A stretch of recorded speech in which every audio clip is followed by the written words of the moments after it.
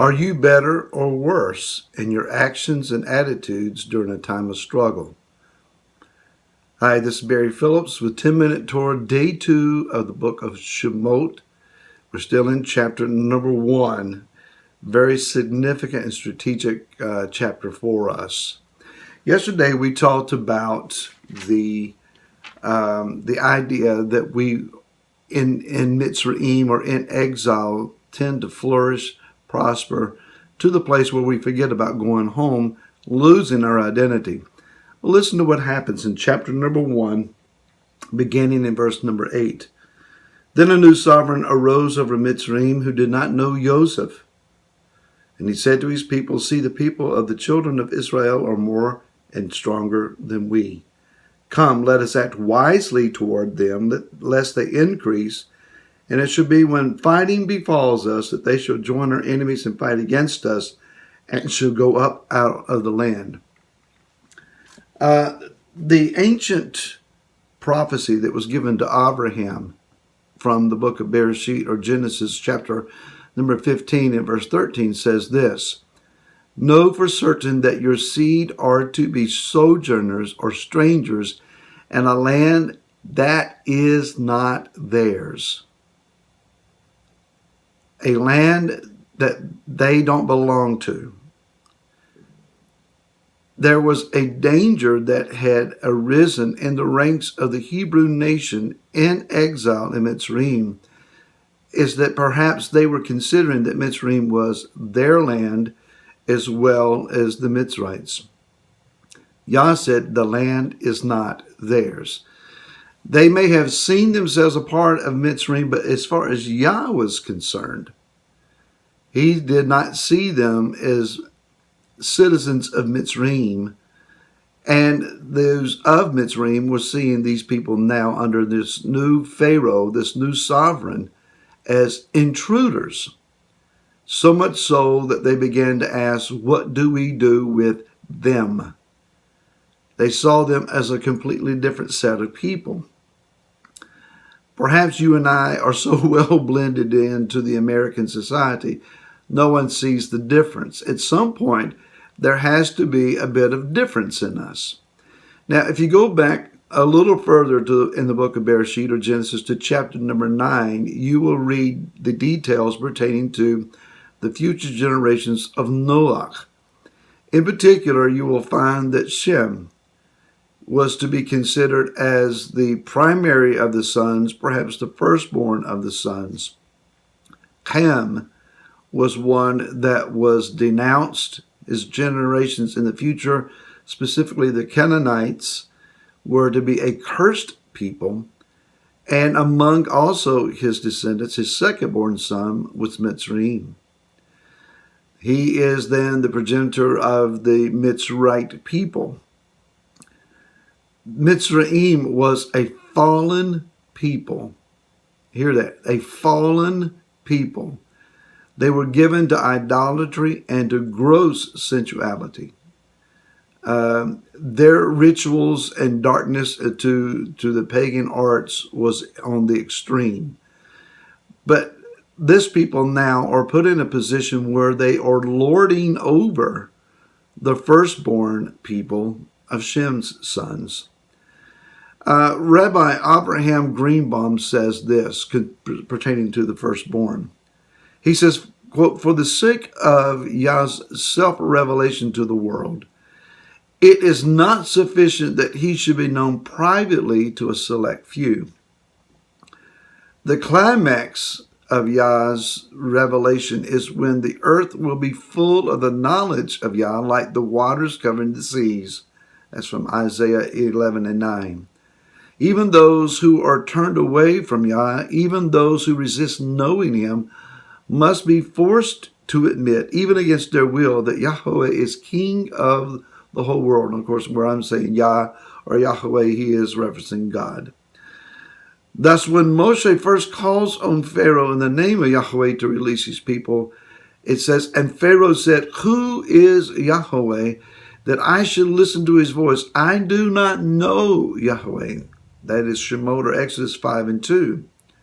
But in the end, Pharaoh himself was forced to send them away. Go serve Yahweh as you said.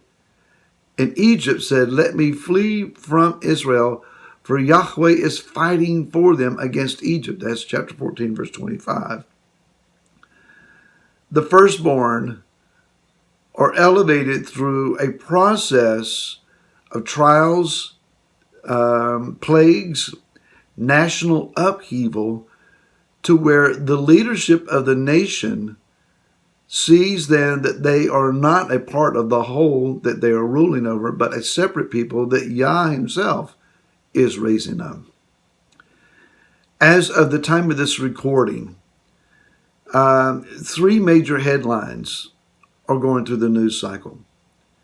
There is, of course, the continuing saga and drama of American politics about the impeaching process of our President Donald Trump. In the nation of Iran, there are multiple cities where people are filling the streets and rallying and protesting against the Islamic regime, the Khomeini that is there, seeking for him to abdicate his role as leader of the nation. A third situation where national leadership is involved is this high-end Hollywood-esque drama of Prince Harry, his wife Meghan, and it's called the Megxit. They are stepping back from their royal place, privilege, position from the royal family in England. Now, individually, none of this means anything super significant on most fronts.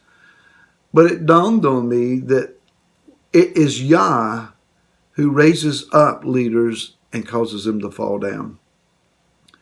The leadership of nations is not so much just in the ballot box or the dictatorial rules of those who have the superior strength. But Yah is the one who brings rulers up and down. It would seem at this point that there is at least a challenge to established rulership and sovereignty. It could be that there is a spiritual reason behind leadership or sovereign authority as a whole.